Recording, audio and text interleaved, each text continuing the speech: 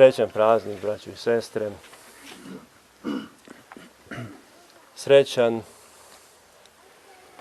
praznik. Šta znači biti srećan? I kad pitamo ljude šta znači biti srećan, kad su oni srećni, pa eto, neko će reći srećan je jer je položio ispit. Neko je srećan jer je dobio dobar posao, ima platu, pa može da kupi dobar auto. Neko je srećan, našao devojku. Neko je srećan, rodilo mu se dete. Za nekoga će reći da je srećan jer je rođen pod srećnom zvezdom. I šta znači biti srećan u svemu tome i koliko traje ta naša sreća? Da li mi, ljudi, možemo biti srećni u ovome svetu? Pa eto, kao što čusmo, možemo. Ali opet, koliko traje ta naša sreća? I da li možemo mi uvek biti srećni? I da li sreću uvek tražimo na pravom mestu i na pravi način? Jer često puta se dešava da mi, tražeći sreću, budemo nesrećni. I ceo život tražimo sreću, hodimo za njom. Pa možda je ovde, pa možda je onde. Pa nam neko kaže, idi tamo i tamo, tu ćeš naći sreću. Mi odemo, a nje ni tamo nema. I dešava se da zbog pogrešnog načina i pogrešnog pojma sreće, mi ceo život provedemo nesrećni. Jer tražeći sreću, mi imamo velika očekivanja.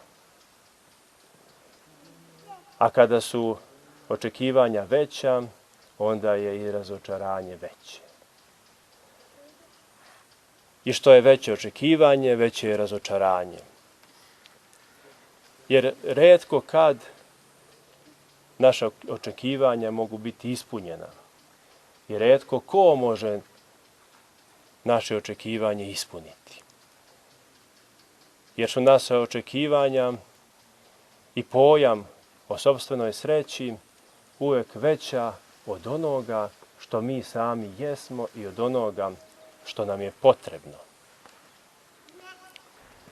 Pre neki dan pročitam vest o događaju da su se rodile dve devojčice, blizanci. Ali je bilo prevremeno rođenje i jedno dete, jedna beba je bila stabilna, ali druga nije. Stavili su ih u inkubator, odvojili. I ovo jedno je bilo sve lošije i lošije. Onda su se setili da stave njih dve zajedno u isti inkubator. Sve su oni radili što treba, prikačili i otišli dalje lekari svojim poslom. Kada su se vratili, imali su šta i da zateknu. Ona, sestra bliznakinja koja je bila zdrava, zagrlila je svoju sestru bliznakinju. Beba, prevremeno rođena. Našli su ih u zagrljaju. A stanje ove druge sestre se poboljšalo. Svi rezultati na svim aparatima su pokazali poboljšanje. Pa sam onda malo tražio još, pa sam našao još jedan gotovo isti slučaj. Bili su braća blizanci, isto tako prevremeno rođeni. Jedan je bio lošiji, jedan je bio zdrav.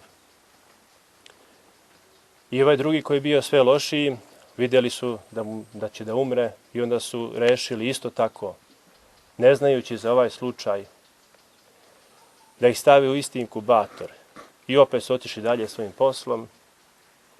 I kada su se vratili, stanje onog drugog blizanca koji je bio zdravstveno loš, naglo se poboljšalo.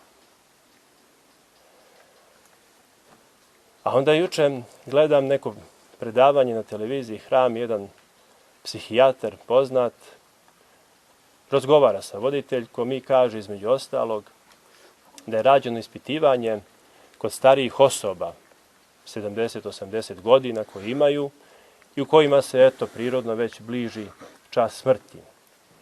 I onda su ih sve pitali isto pitanje. Šta vam je najžalije što ste u životu propustili? Zbog čega se najviše kajete? I bilo je tu raznih odgovora, ali kod svih je uglavnom bio jedan isti odgovor. Najžalije im je što nisu provodili više vremena sa svojim najmilijim. A to znamo, ne moramo ni da vršimo nikakve ankete ispitivanja. Kada nam se neko upokoji, onda šta nam je najžalije? Pa upravo to, što nismo provodili više vremena sa njim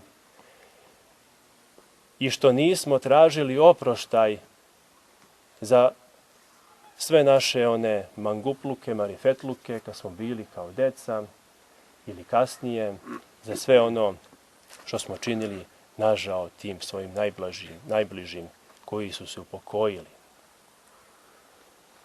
Dakle, iz toga možemo zaključiti šta je sreća. Sreća je sretanje. I od toga u stvari dolazi reč sreća. Od susretanja.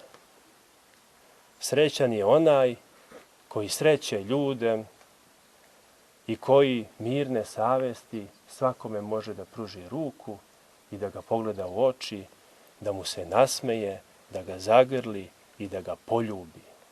Taj je srećan.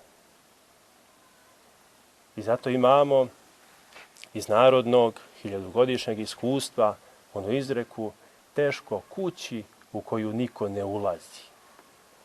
Jer tu nema sreće. Tu nema radosti susretanja. Nema gostoljublja. Nema darivanja.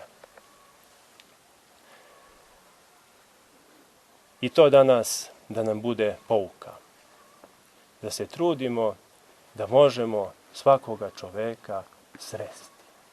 Da svakoga možemo u oči pogledati, da svakome možemo ruku pružiti, da se svaki možemo izgrliti i izljubiti. Razmeniti par rečenica. Ne treba nikome da se pričaju priče, filozofije, ne znam o čemu i o kome.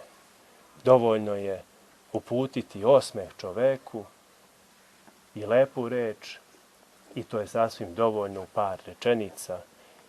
I svoju sreću, svoju radost, svoje dobro raspoloženje, Hrista koga nosimo u sebi, preneti na tog drugog čoveka. Eto, toliko za danas. Neka bi dao Bog da se trudimo da provodimo što više vremena sa svojima najmilijim, ali kvalitetnog vremena. Ne onako samo nešto trabunjamo, bulaznimo ili šta već. Sedimo u kući ili, ne znam, u kafiću, restoranu, ali svako uzeo svoj tablet, telefon, televizor i nešto tamo radi, kucka. Tu nema sreće. Nego sreća je u razgovoru, u dijalogu, u razmenjivanju mišljenja, iskustava, radosti, ljubavi, osjećanja. U tome je sreća. Dakle, da se trudimo, ne od sutra ili od prekosutra, nego od danas, da se trudimo da budemo srećni onom večnom srećom koja će ostati i kada se upokojimo, koju ćemo poneti sa sobom i da kao što smo se ovde sretali u radosti sa svima ljudima, tako i u večnom životu se sa njima srećemo oko Hrista, arhijereja koji služi svetu liturgiju i oko koga smo mi pričasnici okupljeni. Bog vas blagoslovio i srećan praznik.